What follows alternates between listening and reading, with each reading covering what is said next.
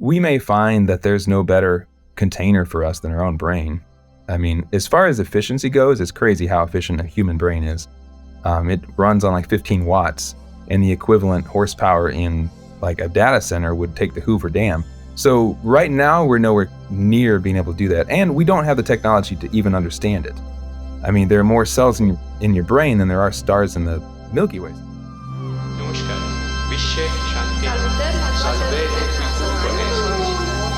Hello from the children of planet Earth. Super. Zack, thank you so much for coming on the show. We really appreciate it. If you could maybe just start off with who you are and what you do. Sure. Well, first of all, I'm super excited, and not just saying that because it's an interview, but this is a particularly interesting concept of actually doing a golden record. So I would have crawled through broken glass to do that.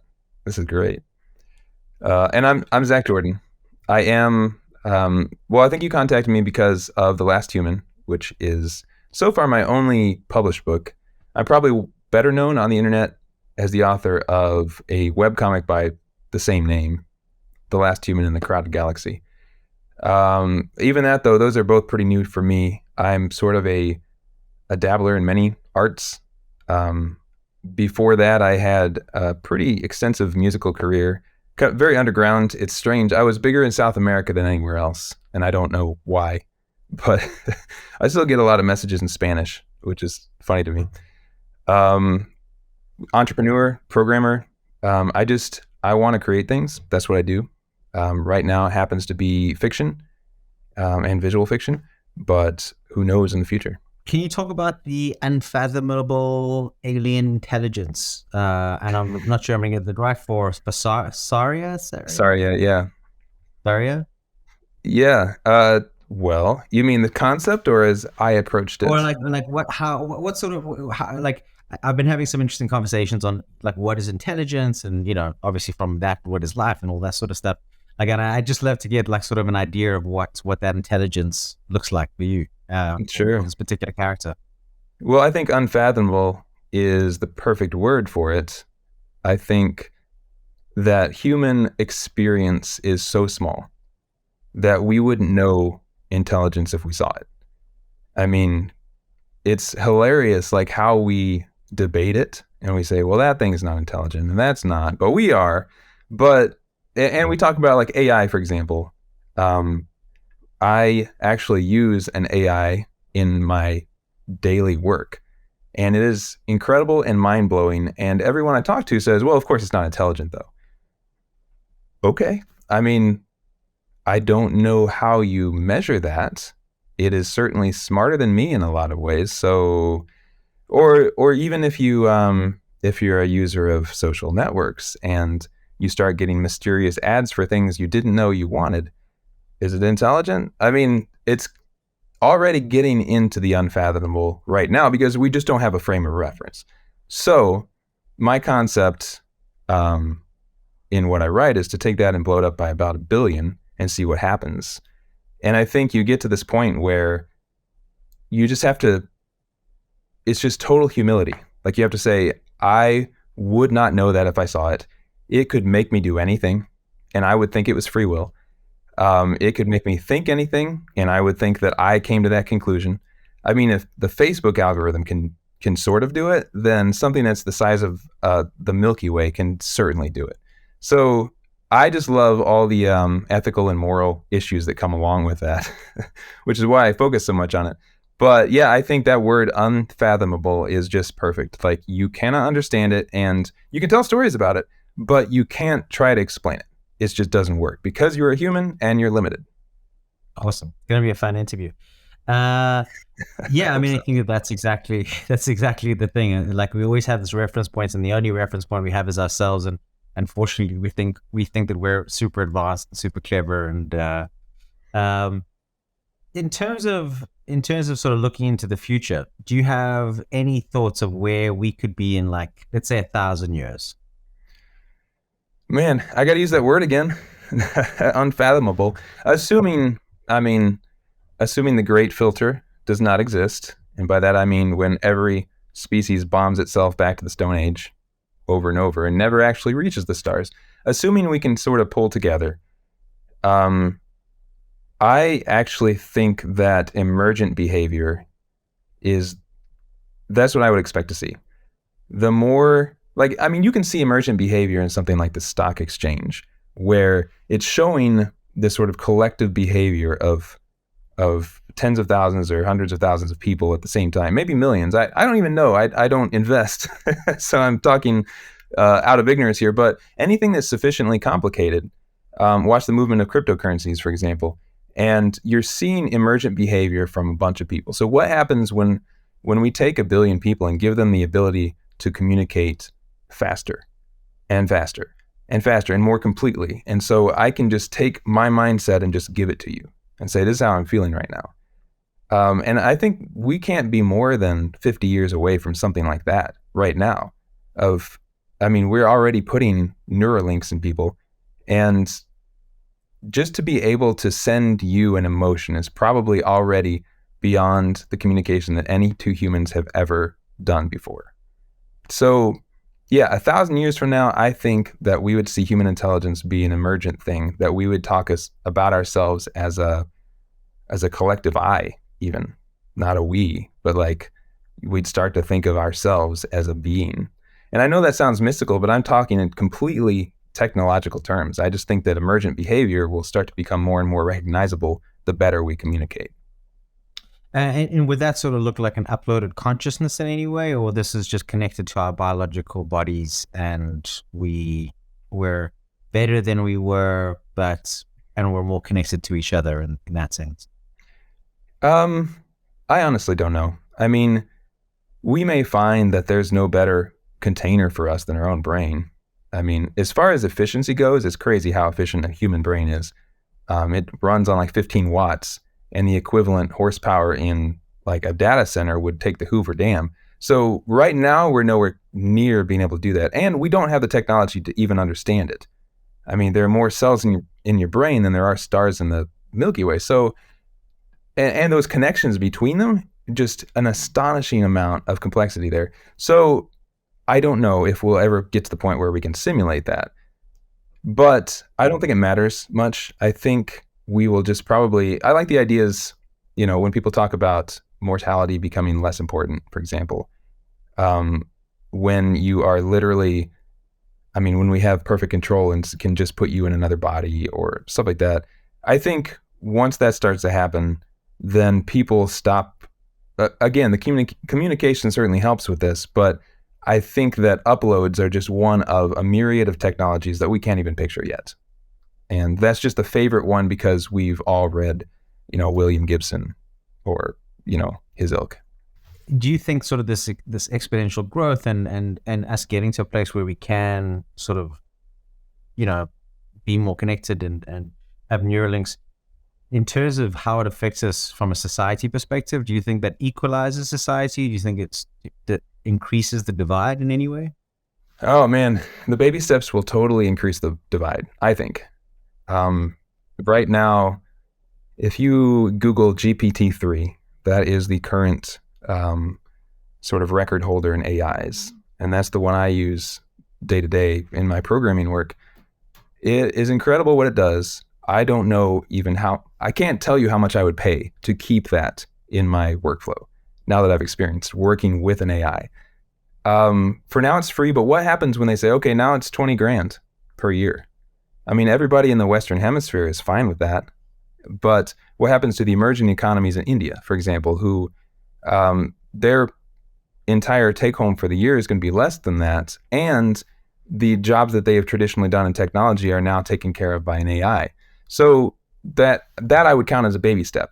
Is like a few years from now, the world, unless we do something very drastic, will be further divided into the haves and the have-nots. And I think that's unfortunate, and I don't know how to get around it. I just have hope that on the other side of the baby steps, we will then be able to come together more completely, I guess. Maybe raise those societies, those economies up to the haves, and then we can all afford this kind of technology and this kind of communication. Are we alone in the universe? I hope not. Man, that would be boring. I mean, if you see those pictures of like the deep field, where the Hubble focused on like a square inch for a week or whatever, and every single dot, and you can't even count the dots, is a galaxy. I can't imagine that we'd be alone in all of that. So, I mean, that's just me being a romantic, maybe. I would love for that to just be chock full of intelligence. Okay. I mean, I think mixing the two, there's sort of talk around if we meet an extraterrestrial intelligence, whether they're going to be biological or non-biological. Any thoughts around this? Yeah, this is, man, I thought so much about this actually. I was so careful in all my fiction, in my current universe, to not make a distinction that it does not matter anymore in my society because, like, there's no such thing. I don't even use the term AI. Like, I went through and scrubbed everything because there's either no such thing as artificial or it's all artificial. I mean, after 500,000,000 years, that's my timeline, there's no telling. I mean, your species was probably planted and harvested like it was in a garden. So saying AI because you invented it, that's what makes it artificial, is pretty chauvinistic in my view. But I think the bigger problem is not like what hosts the intelligence, but probably the level of the intelligence. It's not going to be like Star Trek, where when the Vulcans found us, they were like 100 years ahead of us. They're going to be 100 million years ahead of us, or we're going to find them when we're 100 million years ahead of them. So it's not going to be, I think just in science fiction in general, where you have these meetings of equals, is just, I don't get how that could possibly happen. I mean, the chances against are just so astronomical. It boggles my mind. So yeah, the questions of like what they will be when they arrive just seem fairly inconsequential to next to what they will be. I think I'd like to actually go back a little bit in terms of like the level of sentience in, let's just call it non-human intelligence, instead of artificial intelligence. When does that deserve, in your opinion, when do you think that deserves like a modicum of human rights, or rights not to be switched off or not to be upgraded and deleted? Yeah, another excellent question. I'm so fascinated with that question that I usually try to turn it around and picture like when you're above us and come see us and say, so have these humans, do you think they've ascended to the point where they have rights yet or not? Because, I mean, they're not that different. I mean, if you come look at the planet Earth and say, well, we've got several species here that show promise. We've got these aquatic species with a bunch of arms. They seem to be pretty smart. We've got a bunch of chimp style, like these bipeds. Some of them have built cities, so that's probably a front runner. But are they really to the point where we can safely allow them out to the galaxy and say, okay, these people are equals with the rest of us? Because I think that reverses it in my mind. That makes it easier to think about. Like, I think it's without question that when, in terms of just keep it to Earth, when something gets smart enough, you're going to have to take its wishes into account. I think, though, that there's a larger discussion here about what rights really are.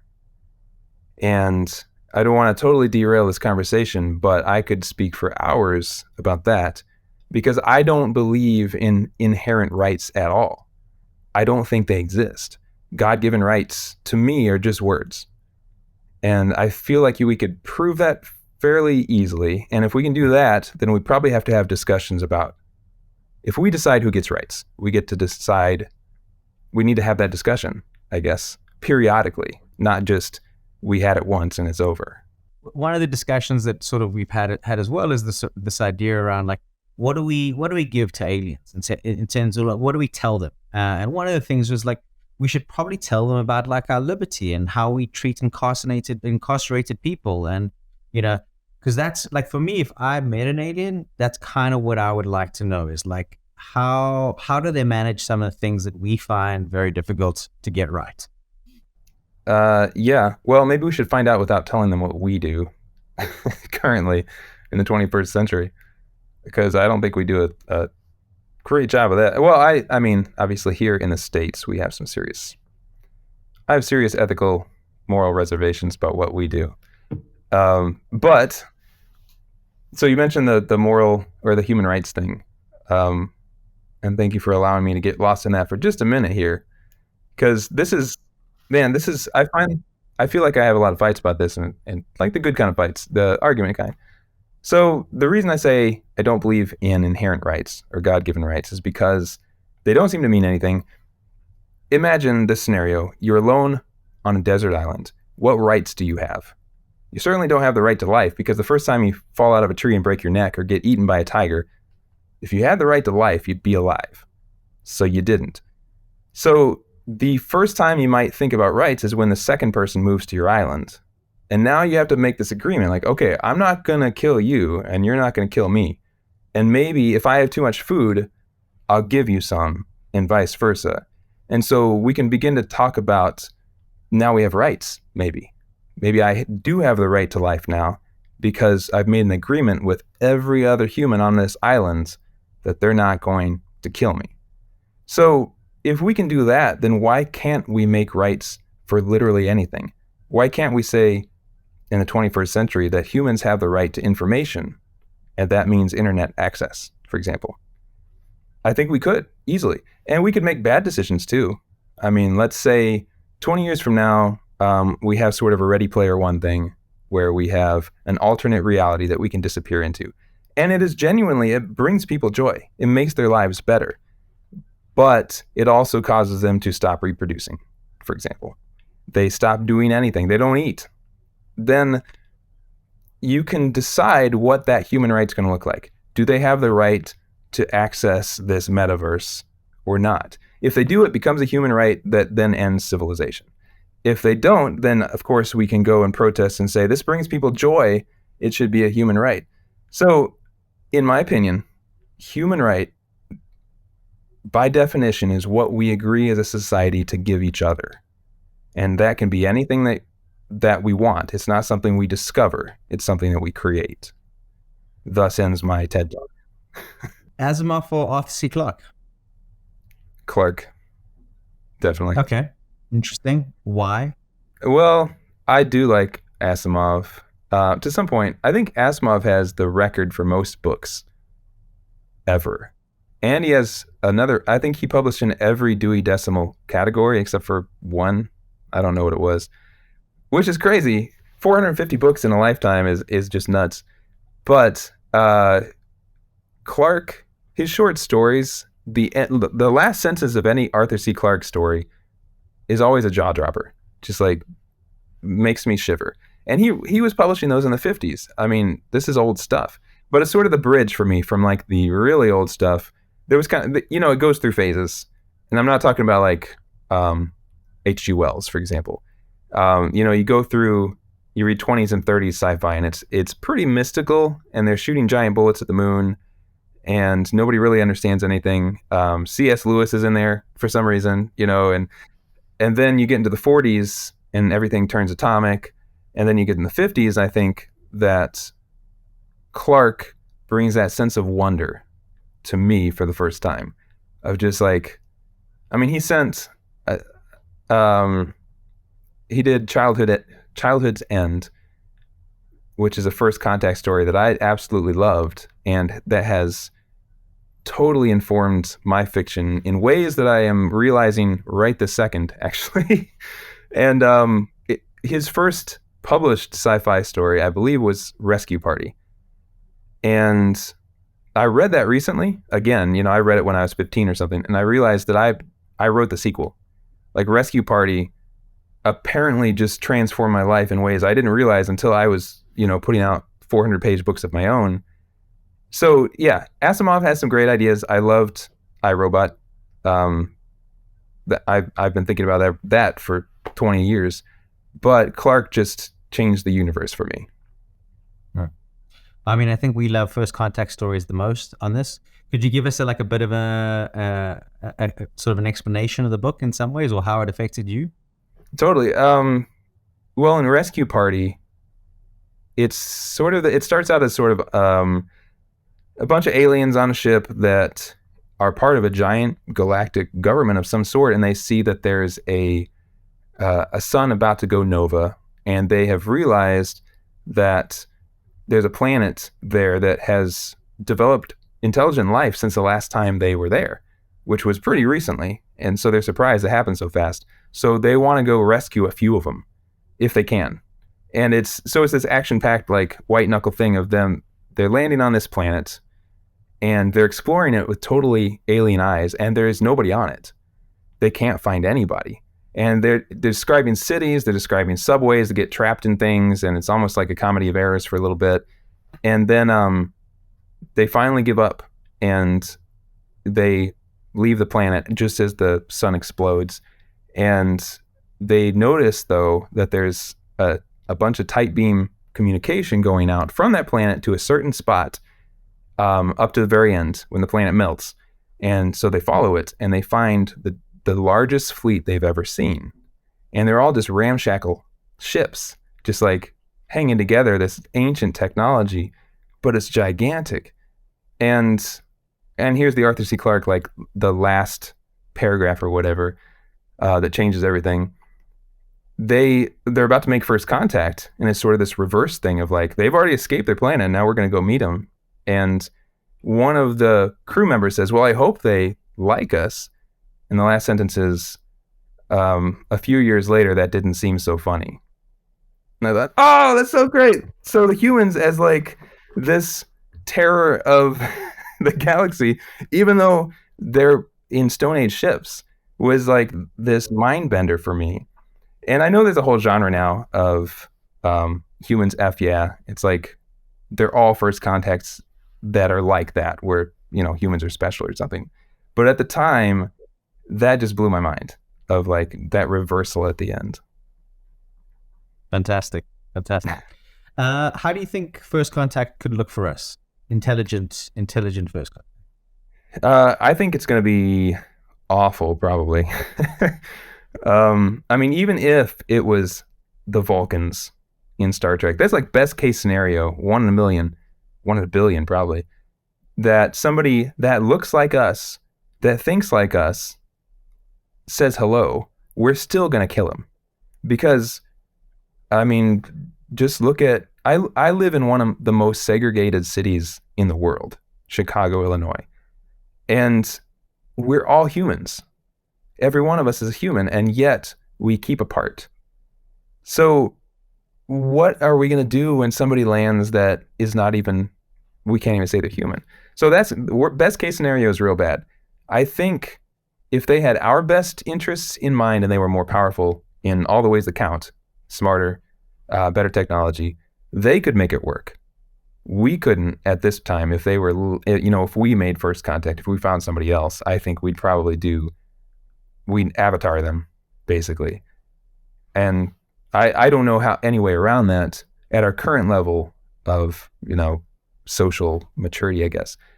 I think, though, that a more likely scenario is probably even worse, where something incomprehensible finds us and doesn't even realize that we're life. Like, we see a termite colony, and a termite colony has these social agreements inside it. They don't kill each other, but we don't care. And they might say, oh, but don't we have an inherent quality as termites, termite life? And we say, no, you're destroying my house, so you got to go.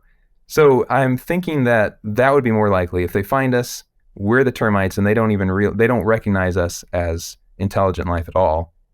And they just, if they want the planet, they take it. If they want the resources, they take it. If they are in the neighborhood because they need carbon, well, we've got a lot of carbon right here. They take it. I don't think there's any good way to make a first contact unless something that for some reason has our best interests in mind, or is some sort of like altruistic intelligence finds us. I think that's the only possible way we survive that. Communication. We're currently talking about like the possibility of communicating with an AI, or not even AI, like communicating using computational language, but then in a new golden record, throwing in an AI. Any thoughts on that? What I think right now, I guess, is that the AIs that I work with are so gigantic to give results that are so hit and miss that I'm kind of curious what could fit on, a thumb drive that goes on a satellite. I don't know. I'd be interested to see that. I think maybe, yeah, I don't know. Normally, so the way, as I understand it, that we currently make AIs is that we feed an algorithm tons of information, and then we measure the quality of that AI by how much information it consumed, how many billions of tags it has.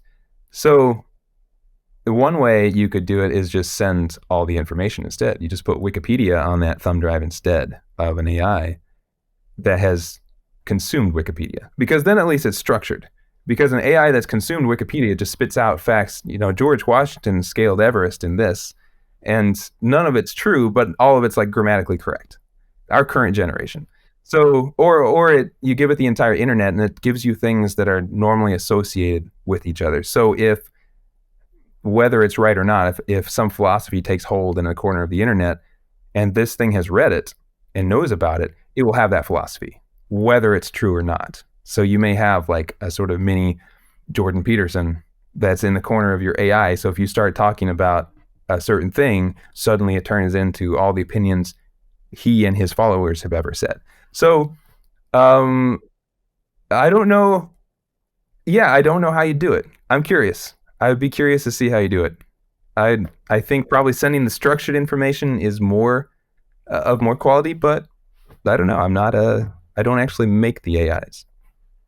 Yeah. I mean, there is sort of talk around sending Wikipedia as sort of an open source encyclopedia. It's 27 gigabytes to download as well, so relatively small. Yeah. In terms of communication, do you think that there's any sort of universal communication? If we go from, say, symbols to binary code to computational language? Probably not. I mean, I'm going to say that I'm not an expert here. I'm just an amateur that spent several years thinking about the problem. And in the fiction I write, the first thing I had to do in my society is come up with that communication. And all I did was say, instead of finding the universal one, you just make it and you enforce it. And as like in my universe, we've got 1.5 million species that are communicating from a ton of different backgrounds at a ton of different like intelligence levels. So you just, given enough computational power, you can create a lowest common denominator for them to communicate with. So you don't learn whale song or whatever the time-based language was in that, what is that movie? That First Contact movie, Arrival.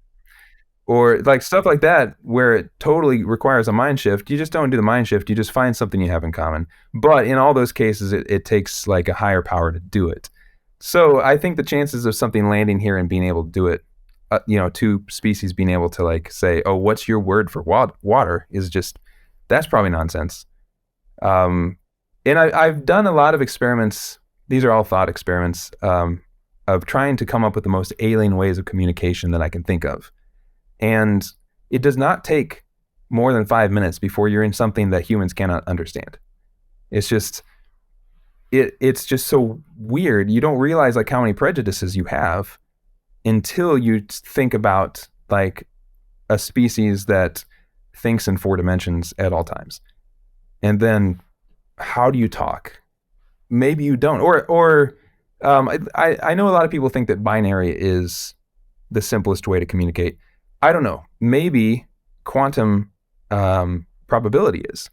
And we just haven't gotten to the point where we're communicating effectively with that. But if you have one particle with an infinite number of states, then you have a lot of room for data right there. And it's not in a way that humans know how to use very effectively yet. But it doesn't mean that given 1,000 years, we'll think, man, how did we ever get by banging rocks or binary? Like they're the same category now. So yeah, communication, I just think we have to make up stuff for good fiction, but I cannot think of a realistic way of being able to communicate without either a larger body of communication strategies that take everybody into account, or a smaller one that just takes the stuff that you have in common.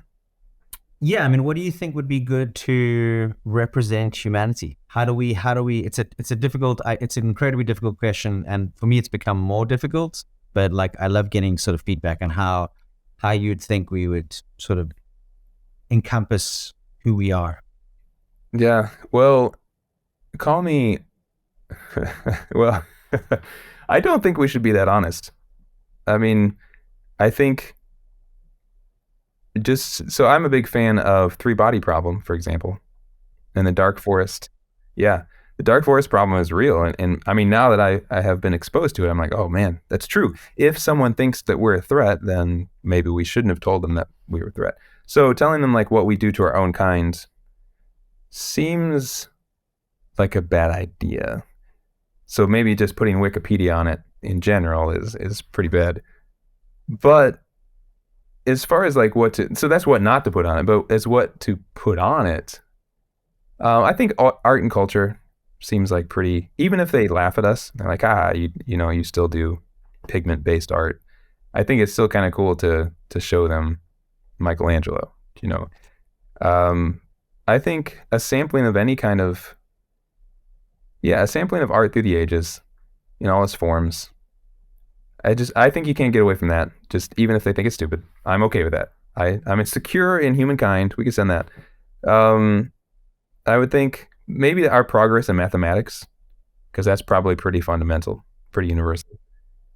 I think it'd be funny, maybe entertaining to them for us to share our impression of how the universe works, you know, from quantum mechanics to cosmology. Like, this is our current state. It's almost like the thing you bury in your backyard and dig up in 10 years to see what you were doing, because we could find it too 10,000 years from now and think, oh, we were so cute. We're still on the standard model or something.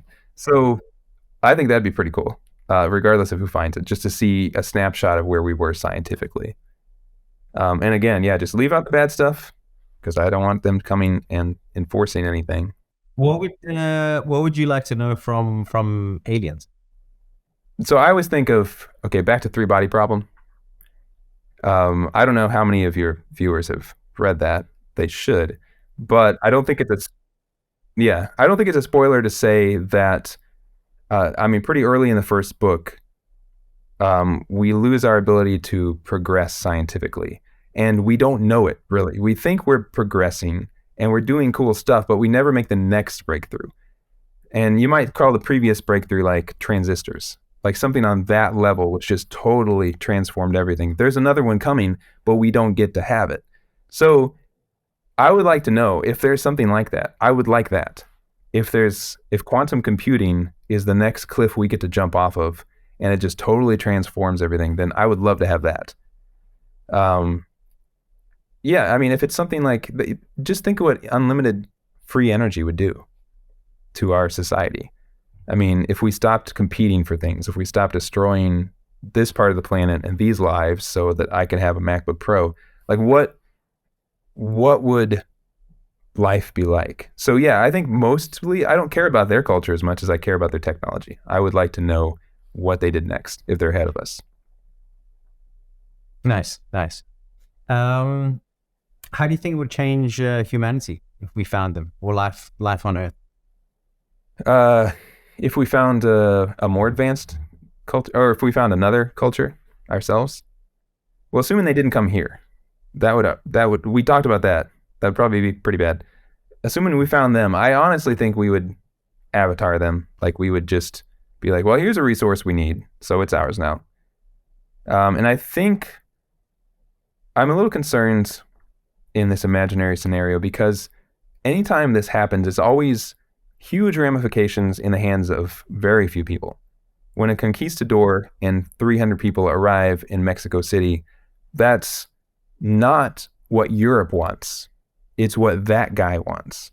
And he can destroy an entire civilization without even writing home. So I am concerned that that is how it would work because we can't afford to send the entire population of the Earth on these trips. And it's going to take, you know, a dozen years for a light speed message to make a round trip to the nearest neighbor. So anybody's on their own, and it's probably military, and it's probably, they got lots of guns on them.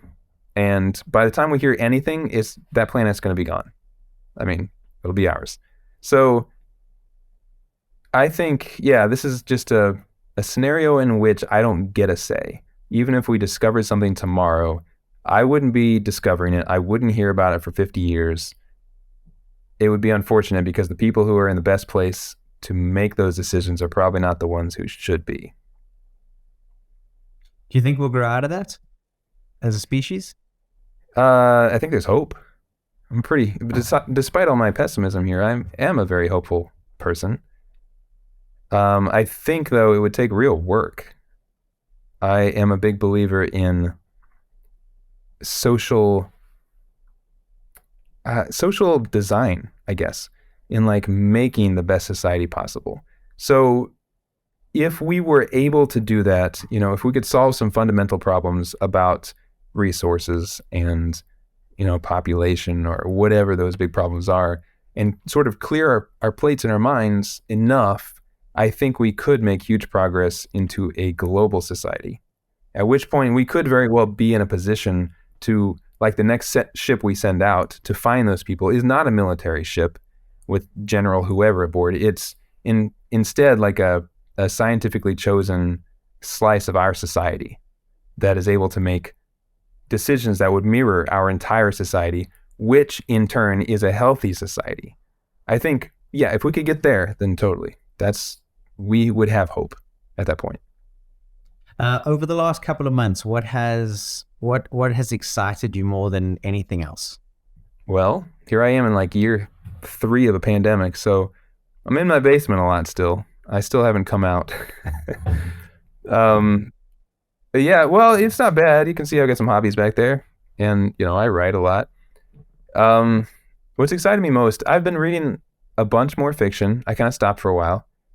I finally got past my prejudices and read the first Expanse book, which I'm so glad I did. It was really hard because once everybody likes something, I kind of have that punk rock attitude of like, I want to discover it first. I want to tell you about it. But once there's a show, I don't get that anymore. But anyway, I finished that last night at, some ungodly hour, thinking, man, this is great. And same thing with Blind Sight by Peter Watts. Hundreds of people recommended it to me, and I was like, no, you've all read it already. I got to find something of my own. But I finally read it, and that was amazing as well. So there's been some fiction that I've been very excited about. I told you about my fascination with AI. I'm excited about where that's going to go, even though I'm scared about the next steps. And then I make stuff all the time. I am always excited about each new project I start, and I seem to start one like every Tuesday. So it's not, yeah, I don't know what'll survive, but I'm always very excited about just small things that I'm learning or doing every day. In AI, singularity and simulation. What do you think of those things? Singularity, yes. If we keep going, because, all right, this is going to make me sound like a pessimist as well, but the only defense against an AI that doesn't have your best interests in mind, and it's not intelligent, I'm not saying like some kind of Skynet, but something that China comes up with, for example. Like they have something bigger than GPT-3, according to their own press releases that they haven't released. Now, say that thing, just its goal is to knock out our power grid. Well, it can attack everywhere at once, all the time, with 1 million computers. No army of humans is going to be able to stay that back or keep that back. So we're going to make an AI that's a defense, right? Maybe it will be something based on GPT series. I don't know.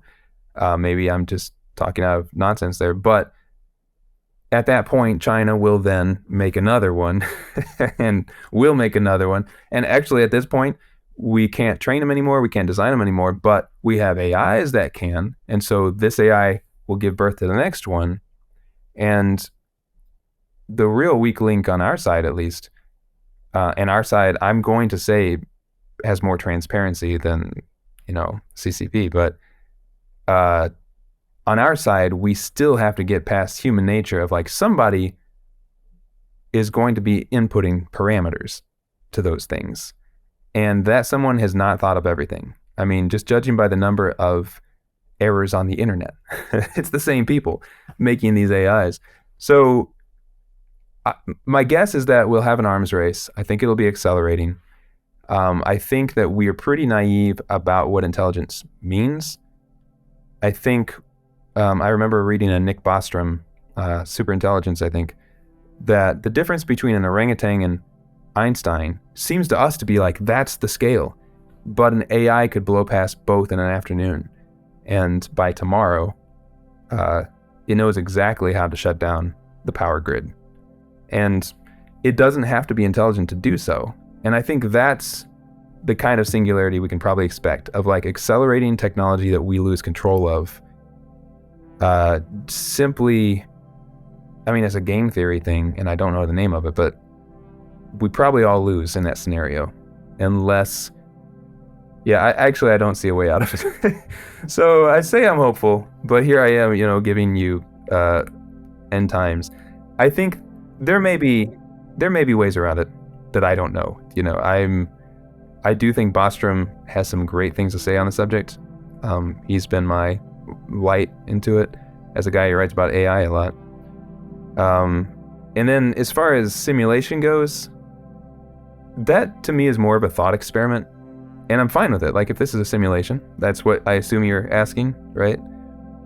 I think it's just cool. Like, that's just a great, as a thought experiment, that's just, you could say, what a cool thing. Well, I'm still going to work tomorrow. My simulated family needs simulated food, so I'm going to act like it's real. And that's totally fine with me. That's where I can stop with that. I don't have to stay up at night thinking, what if? Because the difference between a simulation and the real thing, to me, it seems like negligible. Like, if the simulation takes the hardware of a universe to run, then it's the real thing, as far as I'm concerned. It's not like a singularity that will change my entire life, simulated or non, tomorrow. That's what I stay up worried about, not whether I'm in a simulation. Zach, thank you so much. Really, really, really appreciate it. Yeah, it's been great.